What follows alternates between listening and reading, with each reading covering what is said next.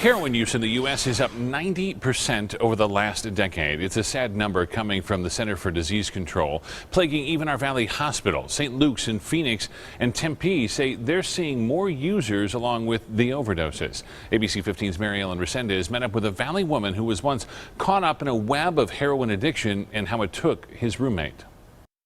It was just a few months ago when Paul, a former heroin user, called 911.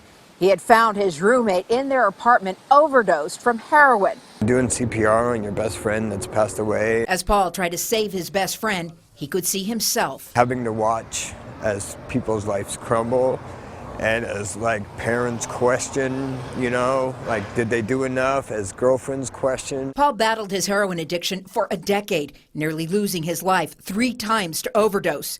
2 of them were in the very same day. I wake up and someone's, giving me CPR and I come to and I realize what happened, and the ambulance gets there and the only thought in my mind is where'd the heroin go? Heroin is a daily reality in the streets of Phoenix. St. Luke's Hospital in Phoenix and Tempe see firsthand the effects of heroin use in the valley.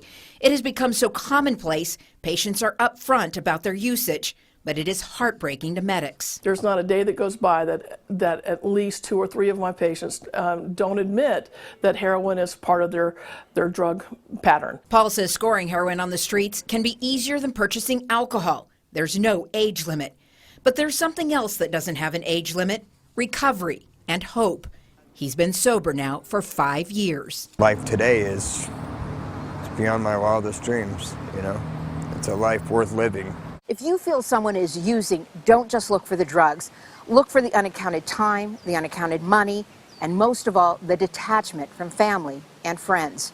In Tempe, Mary Ellen Resendez, ABC 15 News.